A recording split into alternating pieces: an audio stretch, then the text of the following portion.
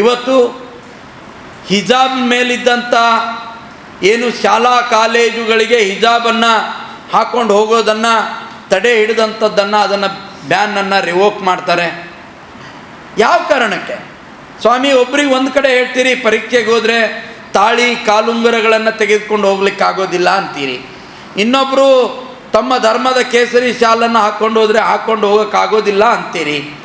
ಆಯಿತು ಸ್ವಾಮಿ, ನಾವು ಕೇಳ್ತೀವಿ ನಿಮಗೆ, ಹಿಜಾಬ್ನ ಜೊತೆಗೆ ಕೇಸರಿ ಶಾಲೆಗೂ ಪರವಾನಗಿಯನ್ನು ಕೊಡಬೇಕಾಗಿತ್ತು, ಅದನ್ನು ಕೊಡಲಿಲ್ಲ. ಆದರೆ ಹಿಜಾಬಿಗೆ ಮಾತ್ರ ಪರವಾನಗಿ ಕೊಡ್ತೀರಿ. ನೀವೇನು ತಾಲಿಬಾನ್ ಸರ್ಕಾರ ಆಗ್ತಾಯಿದೆ ಕರ್ನಾಟಕ ಸರ್ಕಾರ, ಇದು ಕಾಂಗ್ರೆಸ್ ಸರ್ಕಾರ ಅಲ್ಲ, ತಾಲಿಬಾನ್ ರೀತಿಯ ಮುಸ್ಲಿಂ ತುಷ್ಟೀಕರಣದ ಕಾಂಗ್ರೆಸ್ ಸರ್ಕಾರ ಇದು. ಯಾಕೆ ಈ ರೀತಿ ನಡೀತಾ ಇದೆ? ಇದನ್ನು ಭಾರತೀಯ ಜನತಾ ಪಾರ್ಟಿ ತೀವ್ರವಾಗಿ ಖಂಡಿಸ್ತದೆ. ಇವತ್ತು ಹಿಜಾಬ್ ಮೇಲಿದ್ದಂಥ ಏನು ಶಾಲಾ ಕಾಲೇಜುಗಳಿಗೆ ಹಿಜಾಬನ್ನು ಹಾಕ್ಕೊಂಡು ಹೋಗೋದನ್ನು ತಡೆ ಹಿಡಿದಂಥದ್ದನ್ನು ಅದನ್ನು ಬ್ಯಾನನ್ನು ರಿವೋಕ್ ಮಾಡ್ತಾರೆ. ಯಾವ ಕಾರಣಕ್ಕೆ?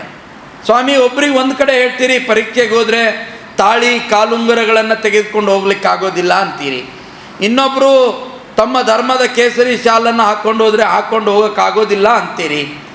ಆಯಿತು ಸ್ವಾಮಿ, ನಾವು ಕೇಳ್ತೀವಿ ನಿಮಗೆ, ಹಿಜಾಬ್ನ ಜೊತೆಗೆ ಕೇಸರಿ ಶಾಲೆಗೂ ಪರವಾನಗಿಯನ್ನು ಕೊಡಬೇಕಾಗಿತ್ತು, ಅದನ್ನು ಕೊಡಲಿಲ್ಲ.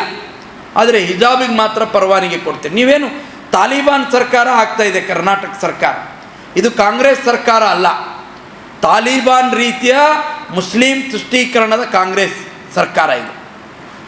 ಯಾಕೆ ಈ ರೀತಿ ನಡೀತಾ ಇದೆ? ಇದನ್ನು ಭಾರತೀಯ ಜನತಾ ಪಾರ್ಟಿ ತೀವ್ರವಾಗಿ ಖಂಡಿಸ್ತದೆ.